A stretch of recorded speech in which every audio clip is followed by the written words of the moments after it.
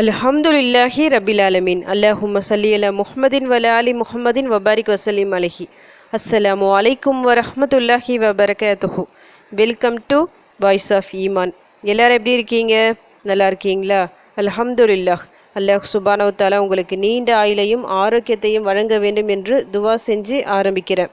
நாட்களிலேயே மிக சிறந்த நாளான ஜும்மா நாள் என்று இந்த நாளின் முழு ரஹ்மத்தும் பரக்கத்தும் பாக்கியமும் நம் அனைவருக்கும் கிடைக்க வேண்டும் எனவும் துவா செஞ்சுக்கிறேன்.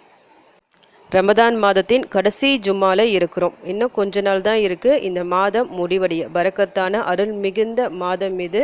இந்த கடைசி ஜும்மாவில் ஊதுறா மாதிரி மிக சிறந்த ஒரு துவாவை தான் நான் சொல்ல போகிறேன். நார்மலாகவே நம்ம சேனலில் வியாழன் மற்றும் வெள்ளி இந்த 2 நாட்களில் ஊதுறா மாதிரி நிறைய சிறப்பான துவாக்களை பார்த்துட்டு வரோம். அந்த வகையில் ரமதான் மாதத்தின் ஜும்மா, இந்த ஜும்மா ரொம்ப சிறப்பு பெறுகின்றது. அவசியம் நான் இன்னைக்கு சொல்ல போகிற துவாவை ஓதிக்கிங்க. ரமதான் மாதத்தில் நாம் கடைசி நாட்களில் இருக்கிறோம். அதாவது ஒற்றைப்படை இரவுகளில் தானே லைலத்துல் கத்ர் இரவு இருக்குது. 21, 23, 25, 27, 29 இதில் 4 ஒற்றைப்படை இரவுகள் போயாச்சு. இன்னும் 1 தான் மிச்சம் இருக்குது, 29வது இரவு. இதில் எது லைலத்துல் கத்ர் இரவு சொல்லிட்டு நமக்கு தெரியாது. இதுக்கு முன்னாடி போயும் இருக்கலாம், இல்லை அது இல்லாமல் 29வது இரவாக இருக்கலாம். ஏன்னா நேற்று லைலத்துல் கத்ர் இரவு முடிஞ்சாச்சு, 27 முடிஞ்சிருச்சு, அவ்வளோதான் சொல்லிட்டு அமல்களை எல்லாம் ஏறக்கட்டி வச்சிடாதீங்க. இன்னும் பாக்கி இருக்குது. ஏன்னா 29வது இரவும் ஒற்றைப்படை இரவுகளில் ஒன்று தான். அந்த நாளில் கூட லைலத்துல் கத்ர் இரவு வரலாம்.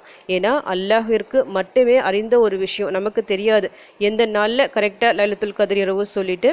அதனால் மிச்சம் இருக்கிற ஒவ்வொரு நாளும், நோம்பு மாதத்தின் ஒவ்வொரு நாளும், அதாவது ரமதான் மாதத்தின் ஒவ்வொரு நாளும் பரக்கத்தான நாள் தான். அந்த நாளை என்றைக்குமே நம்ம வேஸ்ட் பண்ணிடக்கூடாது. நம்முடைய பல பிரச்சனைகளை தீர்த்து கொள்வதற்கு இன்னும் நமக்கு 3 நாள் அப்படி டைம் இருக்குது. இது போன்ற துவாக்களை ஓதி பயன் பெற்றுக்குங்க. நான் இன்றைக்கி சொல்ல போகிற இந்த துவாவை இன்றைக்கி ஓதுங்க, நாளைக்கு ஓதுங்க. நாளைக்கு 29வது இரவு மஹ்ரிப்க்கு முடிஞ்சிட்டு நாளையோடு நிறுத்திடாமல் கடைசி நோன்பு வரைக்கும் அவசியம் ஓதிக்கிங்க. ஏன்னா நோன்பு கடைசியில் நாம் வந்துட்டோம்.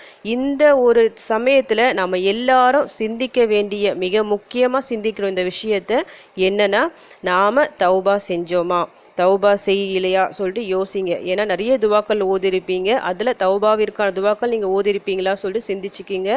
ஏன்னா ரமதான் மாதத்தை அடைந்து யார் தௌபா செய்யாமல், அந்த மாதத்தை விட்டு தௌபா செய்யாமல், அவங்க பாவங்கள் மன்னிக்கப்படாமல் அந்த மாதத்தை விட்டு வராங்களோ அவர்கள் நாசமடையட்டும் சொல்லிட்டு நபி ஸல்லல்லாஹு அலைஹி வஸல்லம் அவர்கள் சபித்துள்ளார்கள். நபி அவர்களின் சாபம் பெற்ற அவர்கள் எப்படி நல்லா இருப்பாங்க, அவங்க வாழ்க்கையில் எப்படி முன்னேற்றம் இருக்கும், அந்த நிலைமை நம்ம யாருக்குமே வரவே கூடாது. அதனால இனி வரும் நாட்களில் தௌபா அதிகமாக செஞ்சுக்கிங்க. சிறப்பான துவாக்களை ஓதி தௌபா செய்யுங்க. நீங்கள் ஏதாவது தப்பு தவறுகள் செஞ்சிருந்தால் அதற்காகவும் அல்லாஹ்விடம் மன்னிப்பு கேட்டுக்குங்க. இன்றைக்கி நான் சொல்ல போகிற துவா பாவ மன்னிப்பு துவாக்களிலேயே தலை சிறந்த பாவ மன்னிப்பு துவா இது. அதாவது சையதுல் இஸ்திக்ஃபார் அப்படின்னு சொல்லுவாங்க இந்த துவாவிற்கு. இந்த துவாவிற்கு என்ன சிறப்புனா, இப்போ இந்த துவாவை ஒருத்தவங்க காலையில் ஓதுறாங்கன்னு நினச்சிக்கிங்க. அன்று மாலைக்குள் இயற்கையாக அவங்களுக்கு மரணம் வந்தால் அவர்கள் சொர்க்கவாசி ஆவார்கள். அதே போல் மாலை ஒருத்தவங்க இதை ஓதும்போது மறுநாள் காலைக்குள்ளே அவங்களுக்கு இயற்கையாக மரணம் வந்து விட்டால் அவர்கள் சொர்க்கவாசி ஆவார்கள். இப்போ சொர்க்கவாசினா என்ன தகுதி நமக்கு இருக்கணும்? நம்முடைய பாவங்கள் எல்லாம் மன்னிக்கப்படணும். மன்னிக்கப்பட்டாதான் நாம் சொர்க்கத்தை அடைவோம். அப்போது இந்த ஒரு துவா, சிம்பிளான ஒரு துவா, ஒரே ஒரு முறை சொல்கிறதால அல்லாஹ் இவ்வளவு பெரிய அந்தஸ்தை நமக்கு தரான். தினமும் ஓத வேண்டிய துவா இது. ஏன்னா யாருக்கு எந்த சமயம் மௌத்து வரும் சொல்லிட்டு சொல்ல முடியாது.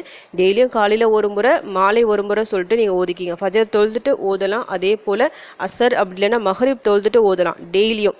இப்போது இது போன்ற ரமதான் நாட்களிலும் நீங்கள் இதை டெய்லியும் ஓதிட்டு வந்திருந்தால் நிச்சயமாக ஒரு சிறப்பான ஒரு அந்தஸ்து உங்களுக்கு கிடைச்சிருக்கும்.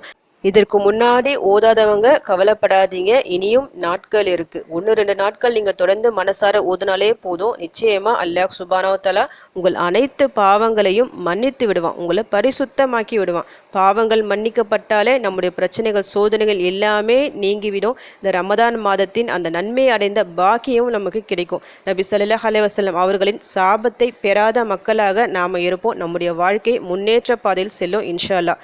இப்போ அந்த துவாவை நான் உங்களுக்கு ஓதி காமிக்கிறேன். என் கூட சேர்ந்து நீங்களும் இந்த துவாவை ஓதுங்க. ஸ்க்ரீன்ஷாட் எடுத்து வச்சுக்கிட்டு மஹ்ரிப்க்கு மேலேயே ஓதுங்க. ஒரு முறை தான் ஓதணும்னு சொல்லிட்டு லிமிட் வச்சுக்காதீங்க. நீங்கள் அதிகமான எண்ணிக்கையிலும் ஓதலாம். இப்போ ஓத ஆரம்பிக்கலாம். اللهم أنت ربي لا إله إلا أنت خلقتني وأنا عبدك وأنا على عهدك ووعدك ما استطعت أعوذ بك من شر ما صنعت أبوء لك بنعمتك علي وأبوء بذنبي فاغفر لي فإنه لا يغفر الذنوب إلا أنت اللهم أنت ربي لا إله إلا أنت خلقتني وأنا عبدك وأنا على عهدك ووعدك ما استطعت أعوذ بك من شر ما صنعت أبوء لك بنعمتك علي وأبوء بذنبي فاغفر لي فإنه لا يغفر الذنوب إلا أنت அல்லாஹ்வே, நீயே என் இரட்சகன். உன்னை தவிர உண்மையில் வணக்கத்திற்குரிய இறைவன் வேறு இல்லை. நீயே என்னை படைத்தாய். நான் உனது அடிமை. நான் என்னால் இயன்ற அளவுக்கு உனது உடன்படிக்கையிலும் உனது வாக்குறுதியிலும் நிலைத்திருக்கிறேன். நான் செய்தவற்றின் கெடுதிகளை விட்டும் உன்னிடம் பாதுகாவல் தேடுகிறேன். நீ எனக்கு அளித்த அருட்கொடைகளை ஏற்றுக்கொள்கிறேன். எனது பாவத்தையும் ஏற்றுக்கொள்கிறேன். எனவே நீ என்னை மன்னித்தருள்வாயாக. ஏனெனில் உன்னை தவிர வேறு யாரும் பாவங்களை மன்னிப்பதில்லை. மிக சிறந்த துவா இது. இந்த துவாவோட பொருளை நல்லா படித்து பார்த்துட்டு ஓதிக்கிங்க. வெறும் அரபியில் மட்டும் ஓதிட்டு விட வேண்டாம், பொருளையும் படித்து பாருங்கள். அப்போ தான் தெரியும் நாம் என்ன ஓதுறோம், அல்லாஹ் கிட்ட என்ன கேட்குறோம் சொல்லிட்டு. இந்த துவாவை இன்னைக்கு ஒவ்வொரு வேளை தொழுகைக்கு பிறகும் ஓதுங்க. இதே போல் நோன்பு கடைசி நோன்பு வரைக்கும் ஒவ்வொரு தொழுகைக்கு பிறகும் ஓதுங்க. லைலத்துல் கத்ர் இரவு அந்த நேரத்தில் இரவில் இன்னும் அதிக எண்ணிக்கையில் ஓதி உங்கள் தேவைகளை உங்கள் கஷ்டங்களை அல்லாஹ்விடம் சொல்லலாம். நல்லா அழுது துவா செய்யுங்க. உங்கள் பிரச்சனைகள் எல்லாத்தையும் சொல்லுங்கள். ஏன்னா நம்முடைய பிரச்சனைகளை நீக்குவதற்கு அல்லாஹ்வை தவிர வேறு யாராலையும் முடியவே முடியாது. அவன் நினச்சா ஒரு நொடி போதும். இந்த ரமதான் மாதத்தில் இந்த இரவில் கூட நம்முடைய எல்லா பிரச்சனைகளையும் அவனால் நீக்க முடியும். உறுதியுடன் கேளுங்க. நிச்சயமாக உங்கள் விதியை மிக அழகாக அவன் மாற்றி எழுதுவான். ஏன்னா எல்லாமே அவன் கையில் தான் இருக்குது. எப்படி எந்த பக்கம் திரும்ப சொல்லிட்டு சொல்லவே முடியாது. அவன் நினச்சா எல்லாமே சாத்தியம்தான். அதனால் எல்லா பிரச்சனைகளையும் கையேந்தி அல்லாஹ்விடம் கேளுங்க, மனதார கேளுங்க. இந்த நோன்பு முழு நோன்பு நாம் வச்ச எல்லா நோன்பிற்கும் பலன் கேட்டு அல்லாஹ்விடம் துவா செய்யுங்க. நாம் வச்ச அந்த நன்மையின் காரணமாக எல்லாமே கண்டிப்பாக நமக்கு நன்மைகள் கிடைச்சிருக்கும். ஏன்னா நாம் செய்கிற ஒரு சின்ன அமலை கூட அல்லாஹ் வேஸ்டாக்க மாட்டான். திரும்ப அதிகமாக தருவான், திருப்பி தருவான். இந்த நன்மைகளை கொண்டு அல்லாஹ்விடம் துவா செய்யுங்க. பாவ மன்னிப்பு அதிகமாக செய்யுங்க. இன்ஷா அல்லாஹ் உங்கள் எல்லா பிரச்சனைகளும் தீரும். இந்த நோன்போடு நோன்பாக உங்களுடைய எல்லா பிரச்சனைகளும் கஷ்டங்களும் கடன்களும் நோய்களும் எல்லாமே நீங்கி ஒரு பரக்கத்தான செழிப்பான ஒரு வாழ்க்கையை உங்கள் எல்லாருக்கும் அமையணும் சொல்லிட்டு உங்களுக்காக நானும் துவா செஞ்சுக்கிறேன். எனக்காகவும் என் குடும்பத்திற்காகவும் நீங்களும் துவா செஞ்சுக்கிங்க. அல்ஹம்துலில்லாஹ். இந்த வீடியோ உங்கள் எல்லாருக்கும் யூஸ்ஃபுல்லாக இருந்திருக்கும்னு நினைக்கிறேன். நீங்கள் தெரிஞ்ச இந்த விஷயத்தை மற்றவங்களுக்கும் எத்தி வைங்க. இதன் மூலம் அவர்களும் பலனடையலாம். இன்ஷா அல்லாஹ். அடுத்த பதிவில் சந்திக்கலாம். ஜஸக்கல்லாஹு கைரன் கசீரா. அஸ்ஸலாமு அலைக்கும் வரஹ்மத்துல்லாஹி வபரகாத்துஹு.